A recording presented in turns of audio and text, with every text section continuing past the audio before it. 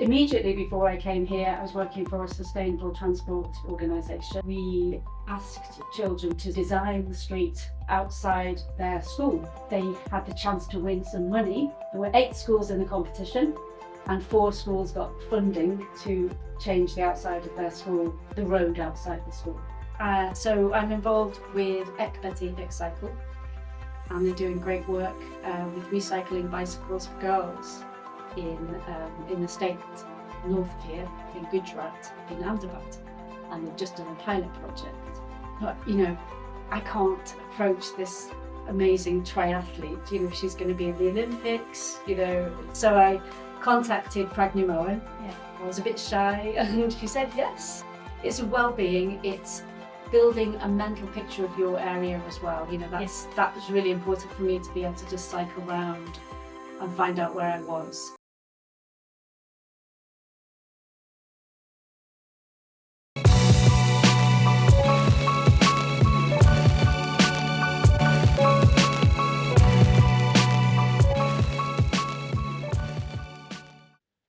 Hi, welcome to Rooted and Routed, the podcast about expat life. I'm your host, Sabir Pathan, and today we have another guest.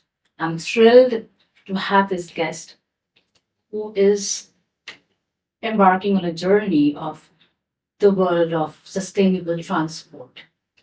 This is something really new for me, and I'm sure for the audience as well. She is from UK. She's been an expat in Pune since a year, so rather new to the expat life. Her name is Lou Henderson. Welcome on the podcast. Thank you.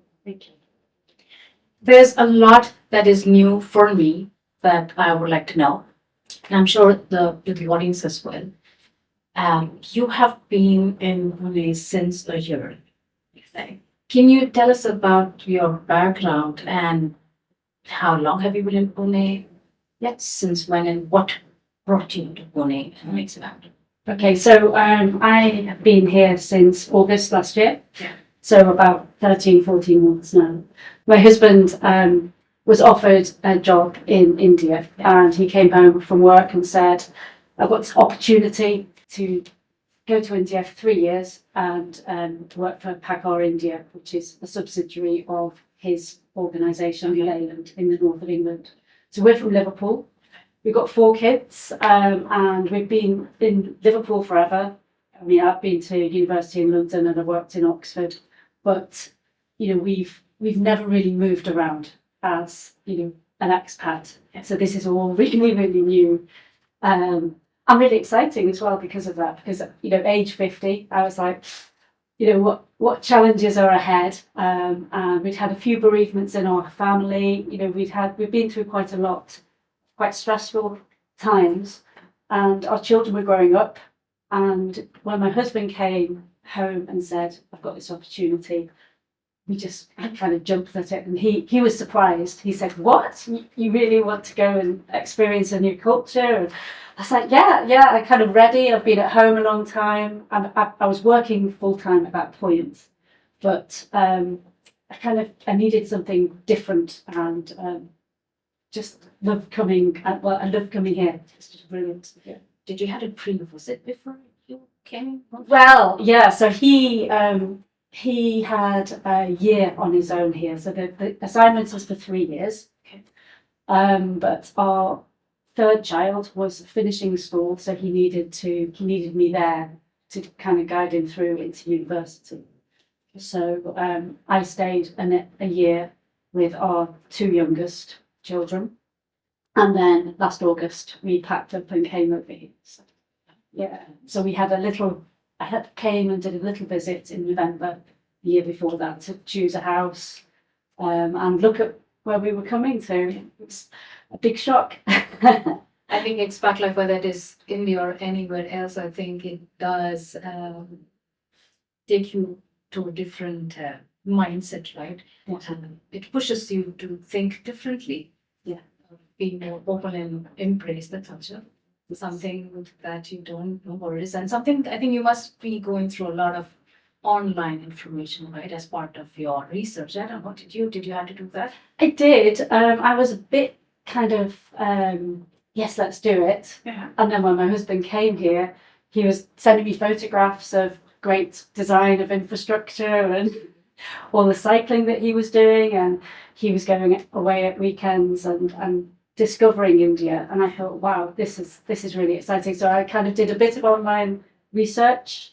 I did a bit of research through him, but coming here was just such a different experience to just looking in and looking online and seeing his photographs. It's just, there's so many people. So you had a pre-visit. I did about 5 days when we were looking. That I think is good enough. Yes. Yeah. So I knew I wanted to come. I wasn't going to back out. Yeah. But I had things to finish off. I had a full-time job with Sustrans in the UK, and I needed my son to finish school so that my other son could come with us. So. Tell us more about what was your work before you moved here. So immediately before I came here, I was working for a sustainable transport organisation, and I was going into schools, and we had a special competition with this particular last job that I had, and we asked children to design the street outside their school, and they had the chance to win some money from a foundation. Okay. And there were 8 schools in the competition, and 4 schools got funding to change the outside of their school, the road outside the school, and make it safer to cross and just a nicer place to be and to calm the traffic down. I mean, the traffic at school drop-off time, I think the world over is always, it's pretty busy. Everybody's converging on the same place at the same time.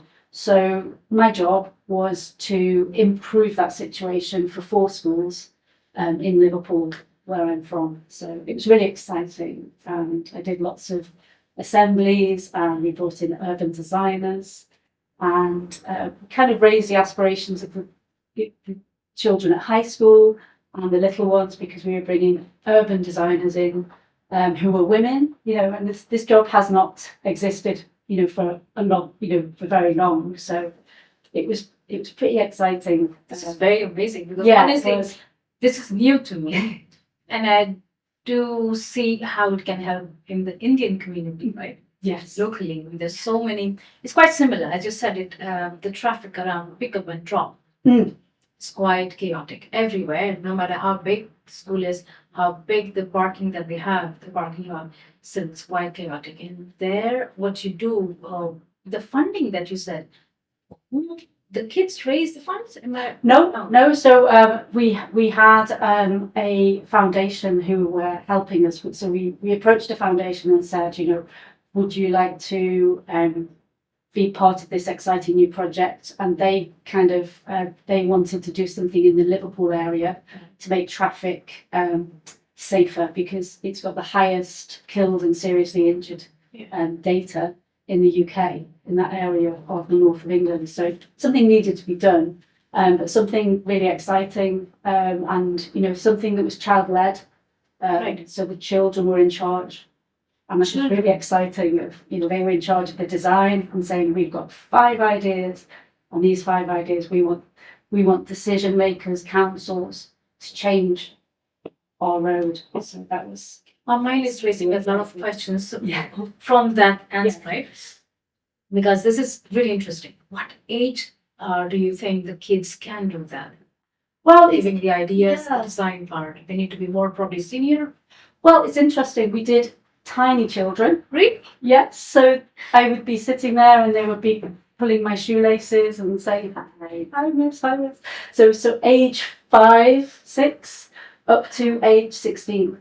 So we did 3 different levels. So we did very young, early years.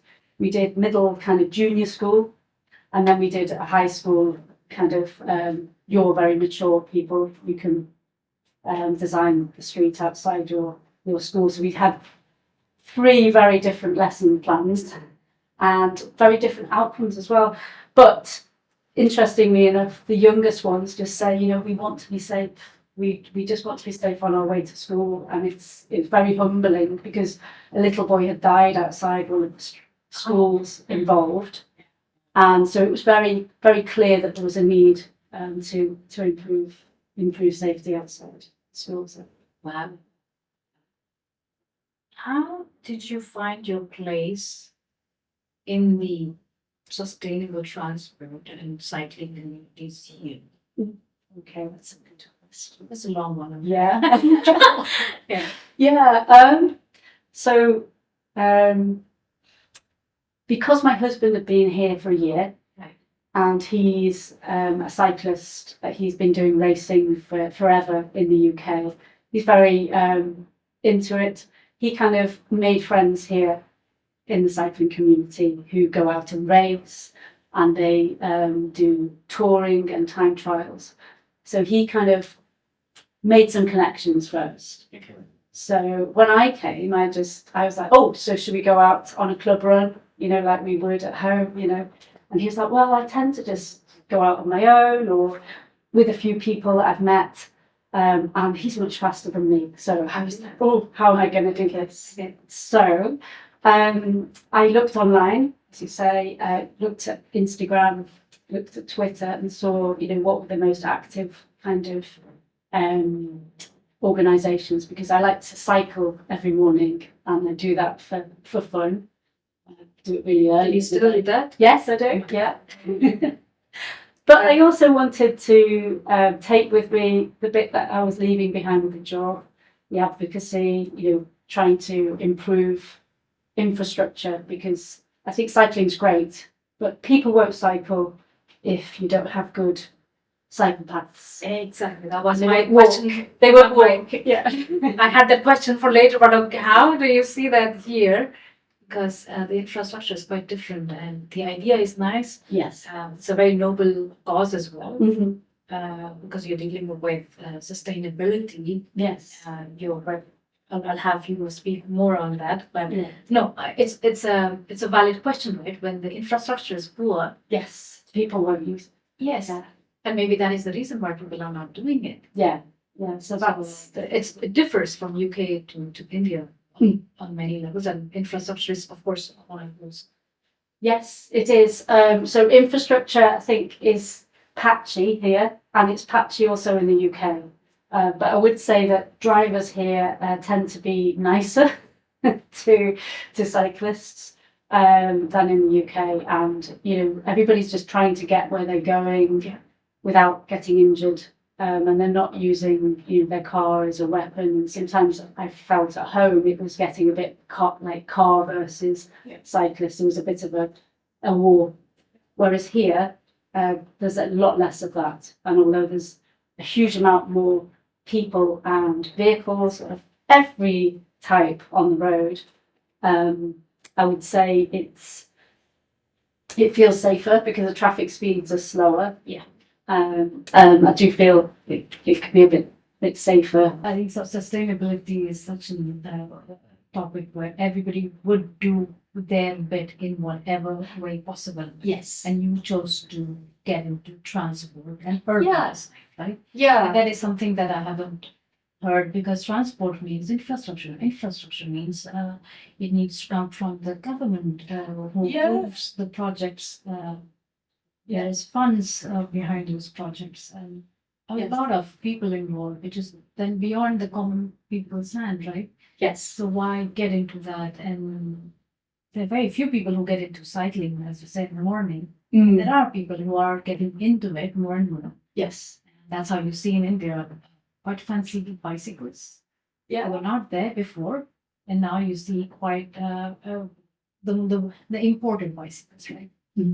So I'm happy that we are progressing towards something better, at least. Yes. But yes, there's room for improvement for sure. Yeah, and in Pune there is an organisation that I found online called Parisars, and they are a local advocacy group to Pune, and they lobby for change. So they do lots of different kind of interventions. They are doing a cycle bus.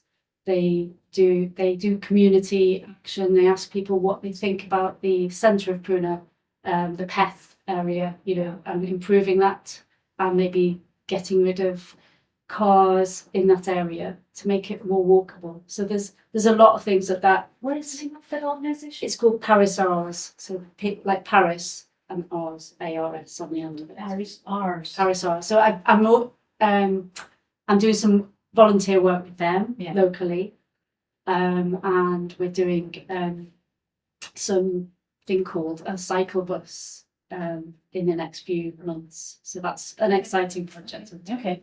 So Yeah. So when you said when you moved in and got into the local community, right, cycling community. Yes. Yeah. Did you face some challenges besides infrastructure? Yes. Because I know the mindset can be different. Did you really have to also deal with that? The mindset, the infrastructure, of course, is challenging. You cannot do anything about that. Yes. But the mindset of people to get on and do that for their health or for the environment, how hard was that for you? Yeah, I mean, at first I was quite afraid to go out on a bicycle, and for a few weeks I didn't. I just thought, I'm not going to be able to do this like I've done it at home. It's just not going to be possible.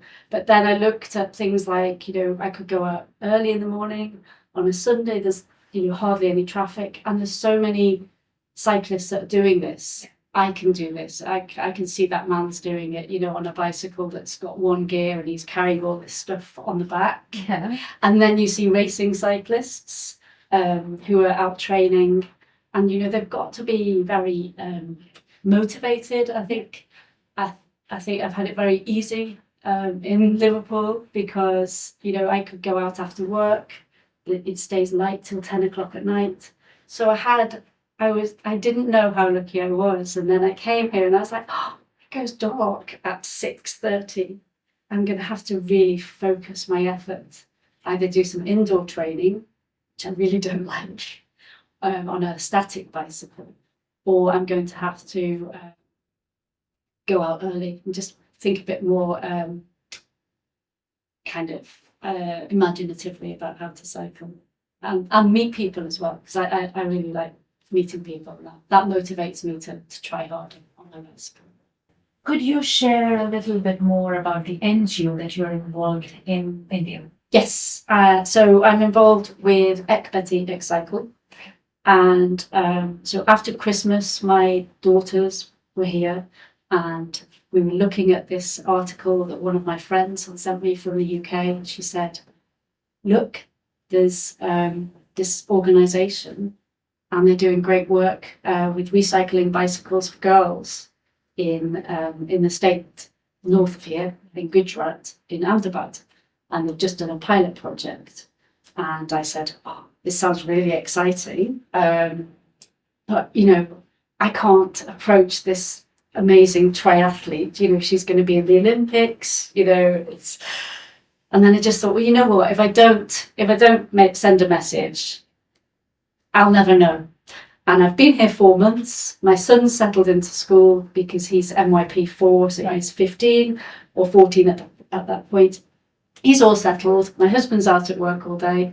What do I do with my time? So I was just like, I will do it. I'll seize the day. So I contacted Pragnya Mohan. Yeah. And I said, I've done all this work in the UK for the past 10 years.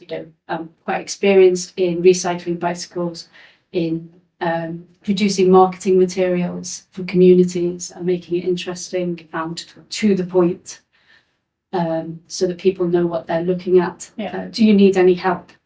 And I was a bit shy, and she said, yes, let's talk. So that's how it started. And that was in January this year, so 4 months after I arrived. I finally felt I knew the area, I wasn't getting lost all the time, and I just felt I was a bit more secure, I guess, rooted. Yes, that's in your podcast. But I felt a bit more like me, and I'd been really missing home. I'd been using WhatsApp a lot to contact home, and that's a great thing, but it doesn't. You've still got to make your life here. You can't be looking back all the time. Yeah.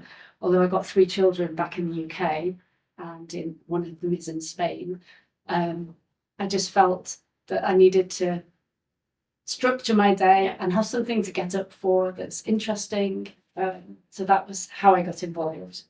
And then we worked together after that, me as a volunteer. Right. That's how I offered my services. She said yes. Now, how do you see that is impacting the local community? So the local community in Ahmedabad is where we're working. We did a pilot. They did a pilot last November. Yeah. And the idea is that girls who are in 10th standard, a lot of them drop out of education in rural areas. And the idea is that we provide them with a mode of transport, because that is the reason that people drop out of school. There's a lot further to go to school. It's at like 5 kilometres, whereas before they're in their village and they have to just walk down the road to school.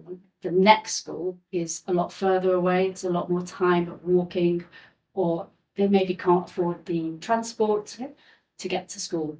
So our idea is that we intervene. We say, here's a bicycle, and we'll teach you to ride it. We'll teach you to fix it. We'll give you tools to fix it at school and at home, and then you can continue with your education. So, And is the infrastructure better there than? I wouldn't say so. Yeah, because if you're offering a bicycle, again, coming back to the same point, infrastructure, is there a proper road? Yes. Condition of the road, because it's so cycling when it is raining. Yeah. I mean, that's yeah. So I think that must be the challenge. Or have you been able to help the neighborhood with some kind of a designing, or you're not there yet? No, that's not the aim with that one. So so the aim with this one is to provide the girls with bicycles and for them to go down village roads. So they're relatively safe. Those roads, they haven't got huge potholes like you would have in the city. And parents are happy for their children to cycle to school together. Quite a lot of them cycle from the village together and then cycle home together. So it feels a little bit safer. It's like a community, like a lot of people coming together. Yes. Okay, nice. How do you think your experience as expat spouse has shaped your perspective now? I mean, you were contributing with the community there as well. And as an expat spouse, it's quite different, I think. Yes. The conditions are different. Mindset of the people are different. Yes. But your goal is the same. What you want to do is the same.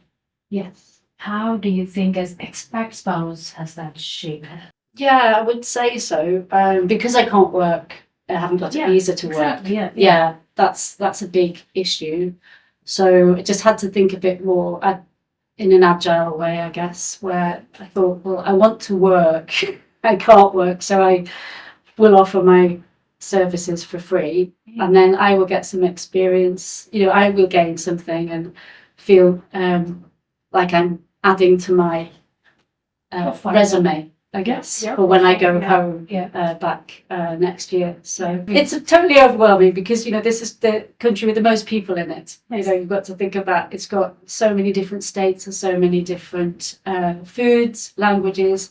And you just think, oh, my head's going to explode. I can't possibly understand all of these languages and, make a contribution that I feel happy with. But I think just picking away at little problems and saying, can I help, for example, with this project, has made me feel quite fulfilled because we've done a website, we've worked with young students. And they get something out of it. They get, we will verify them on LinkedIn. We'll say, this person has made an amazing contribution. They've done the website for us with my guidance. We've done a leaflet with two young students.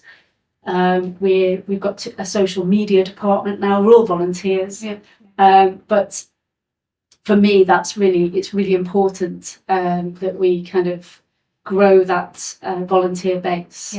And I think it is very overwhelming, but I do think that I can make a small contribution with the experience that I bring from my previous roles. And also being a mum at home for 14 years before I went back into work. You know, that I was doing that in the UK. So, you know, I didn't always necessarily feel professionally fulfilled at home, Right. but I felt, you know, that I did get back into work. So I always think, well, I did that big step. I think a lot of people said, "Oh, India will change you. You know, it will make you won't want to come back." You would want to come back, or you would want. They were saying you won't want to come back to the UK. Yeah. You'll say you want to stay there, and I feel like, you know, I get that. I think there's so many lovely things about this country. You know, the people are so friendly. You walk down the road and there's people exercising in the morning at 6 in the morning, 7 in the morning, all running along doing yoga in, you know, on the pavement. And I'm like, wow, you'd never get this in the UK. I mean, those green gyms that you see here, Right. the outdoor gyms, they're used, but at home, that you never see them really being used in parks. So it's quite, it's very life affirming being here. That would be my guess. Yeah. I think it's also that if you are ready, when you are ready, you can look for the opportunities like contributing or being a part of some NGO. Yeah. And I feel like there are plenty of NGO organizations who are Yes. waiting for somebody who can come and lead, probably give their experience in the project. So you just have to look as to what you exactly want to do. I'm sure not everybody wants to get into No. NGO work. That's Exactly. You might want to write about your experience. I did a little magazine article when I first got here just to kind of get it in my head. What am I experiencing? You know, because I've never seen so many bright colours, or, you know, there's a big overload of culture. Culture shock, I guess. culture shock. Get over it. It's real. Yeah. So I find, that was a big thing. In the section of cycling and sustainability, Yes. what do you think is the role of cycling in the environment, in the climate change? How does that help or make a positive impact when you're cycling? I mean, I know it does impact the carbon footprint. Yeah. But from your perspective, what is it that the role of cycling is? Is it beyond carbon footprint that, or you can, or do you want to add something from your side? I would say it is beyond that. I mean, that's not the reason I get up every morning and do it. Yeah, no, for sure. It's air quality. It's all things like that. It's knowing your community as well. It's a great way to get around, and it's a little bit quicker than walking and jogging. So it's kind of, for me, it's like it's my reason for getting up in the morning and getting out. But I think that it's a huge untapped kind of idea that, you know, if you can cycle down a road, and, you know, if an 11-year-old child can cycle down a road safely and know it, and it makes sense, and, you know, they know what to do at certain points, then that's a safe environment to cross the road as a pedestrian, to be on the road. And, you know, if you've got safe streets, then you're creating a safe and a livable neighborhood. So a neighborhood that you can walk to the shops, and you can get some stuff, and we can send your child to a shop and feel happy that they're going to get home okay and not squashed. So We're gonna want to add my bit to it. So yesterday I came across a post from, I'm not too sure if you know him. It's called Food Farmer. Okay. And this guy, his initiative is that people should read the food label, should know what they're eating. Yeah. And he's kind of exposing and challenging the big brands in the business when it comes to food. Yes. And day before yesterday, he posted something about that the delivery apps have made us quite lazy.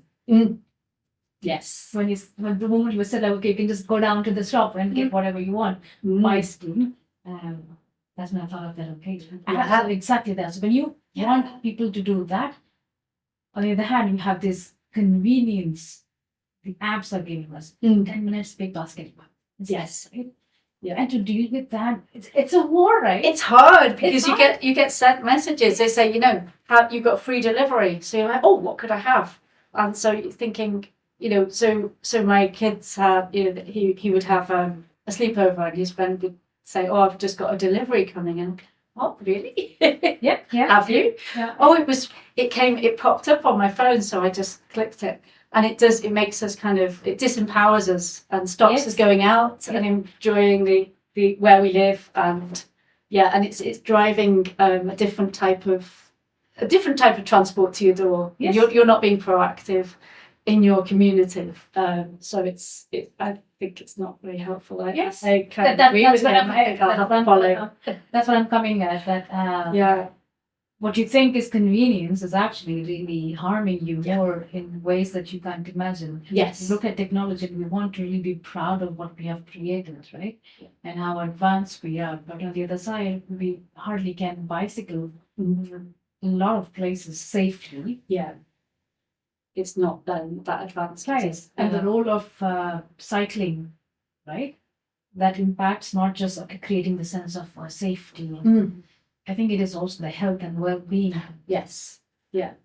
Being able to bicycle and have strong bones. Muscles, Yes. right? Yeah. Osteoporosis is Yeah. It does help. And people are now at a stage, okay, I've got the app, I'm going to get it delivery quicker. And then you end up going to the physio sessions or maybe the doctors or start to wonder, okay, why my bones or why my muscles are not helping me or making me rather older. This is the reason. Yeah. You have to be moving, don't you? I think it's really important. Yeah. I think the role of cycling comes in that what you want to promote is health, not just the environment, yes. But it's also the well-being. Health and well-being. It's a well-being. It's building a mental picture of your area as well. You know, that was really important for me to be able to just cycle around and find out where I was. And we did that with our son as well. We did a lot of cycling around just so he knew where to get the bus from. All those little things really do make a difference to making you feel, I know where I am. I know what I'm doing now. That's a very busy time. Yeah, and I feel like that's much better. We need to strike a balance like that. We have to have technology because that's where we are. That's the future, guys. Yes. At the same time, do not forget that there are things possible, simple things possible, accessible. Yes. And that plays a major role in sustainability directly. Yes. Because if you think, if all of us want deliveries in 10 minutes, or let's say half an hour, right? Or the big deliveries like having things from Delhi to north to south by big logistical companies, right? Or for outfits, I think there are many now. Every company is online. Whether you want to shop a fab outfit from Delhi, Yes. it is easily accessible. It comes to you in a day. In a day or two, right? So these guys are already there in the transport. And then you have the delivery guys who really have probably they know that, right? They have to follow the estimated time of arrival. Right? Else they are fined. Yes. Right? Yeah, get a penalty. Yes. Yeah. So in that, where are we going with sustainability? Yeah. I mean, I think that the cost of transport is being subsidized. Yes. So we think, oh, this is really easy. But then maybe they will start charging for that, you know, that convenience. And then the smaller shops will fold because you're not going and visiting them and not giving them money for, you know, some sweets, you know. So balancing all of it, I think, is not really easy. No. But then at least we need to talk about it more openly. Like, hey, there is an option that you can do it. You know it, but you still don't want to go for it.